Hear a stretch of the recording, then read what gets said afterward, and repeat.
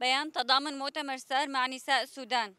نحن نساء مناضلات من مؤتمر ستار في روجافا كردستان شمال وشرق سوريا نرفع اليوم صوتنا بقلوب مثقلة بالحزن والألم، متضامنين مع كل امرأة في السودان، ونخص بالذكر نساء الفاشر اللواتي يعشن أبشع لحظات حياتهن تحت وطأة العنف الوحشي والقتل والاغتصاب الممنهج والاعتقال التعسفي والاختفاء القسري وتشريد الآلاف من المنازل، مما تعرضت له النساء في الفاشر ليس مجرد اعتداءات، بل هو جريمة ضد الإنسانية وإبادة متعمدة للمرأة واستهداف مباشر لكل مجتمع يسعى للحرية والعدالة. معاناتكن هي معاناتنا، ونشارككن الألم والخوف واليأس الذي يعتصر القلوب، مصممات على أن لا يمر الصمت العالمي دون أن يسمع أصواتكن، وأن لا يظل الظلم يهدد حياتكن دون محاسبة. نؤمن بأن المرأة هي قلب المجتمع وعموده الفقري، وأن حرية المرأة واستقلالها هما حجر الأساس لكل مجتمع حر وعادل. في ظل الظروف الصعبة التي تعيشها النساء الفاشر، يصبح واجبهن وواجب كل النساء الحرات في العالم أن يكن حاميات لأنفسهن ولوجودهن. الحماية لا تتحقق بالاعتماد على الآخرين فقط، بل من خلال بناء شبكات تنظيمية نسائية قوية تجمع النساء في كل أحياء المدن والقرى، وتؤسس آليات حماية عملية تشمل الدفاع الذاتي، نقاط أمان جماعية، التوثيق والمراقبة، وتوفير الدعم النفسي والمادي للناجيات والمتضررات.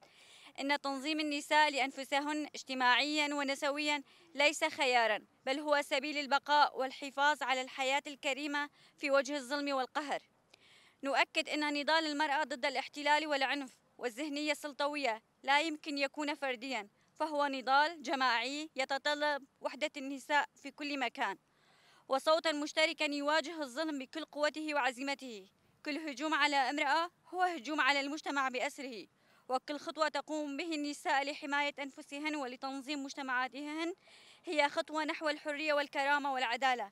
من خلال فلسفة المرأة الحياة الحرية، نعلن أن الألم الذي تعيشه نساء السودان هو ألم عالمي، وأن مسؤولية كل النساء الحرات في العالم أن يقفن سندا وعضدا لهن، ينقلن أصواتهن، ويطالبن المجتمع الدولي بالتحرك العاجل والحقيقي لإنقاذ النساء وحماية حقوقهن.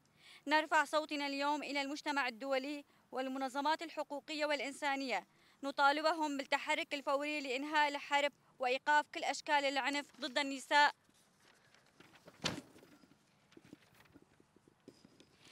النساء الفاشر. وكل نساء السودان يجب أن تسمع صرخات النساء وتحترم حياتهن وكرامتهن، ويقدم لهن الدعم الكامل بما في ذلك مآوٍ آمن، رعاوي صحية وتنفسية عاجلة، وتأمين وصول المساعدات الإنسانية إلى كل المناطق المتضررة دون تأخير أو عراقيل.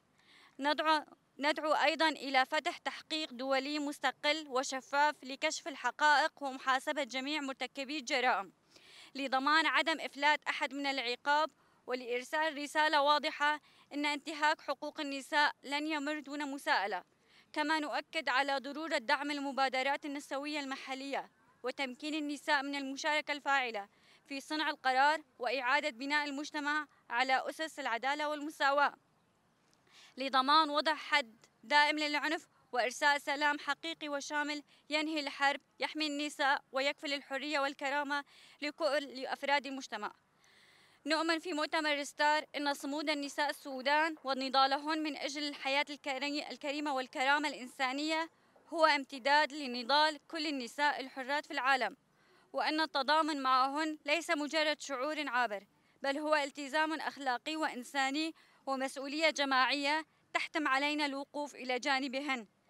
نحن نعلن لكن أننا سند وعضد نحمل معكن المعاناة، ونرفع أصواتكن إلى العالم كله لنؤكد أن معركتكن هي معركتنا، وأن كرامتكن هي كرامتنا، أن الوحدة والتنظيم والقدرة على حماية الذات هي القوة الحقيقية التي ستصنع الحرية والعدالة.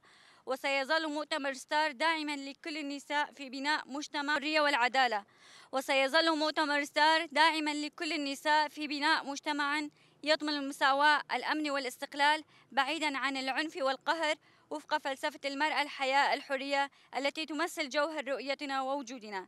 مؤتمر ستار 5 تشرين الثاني 2025.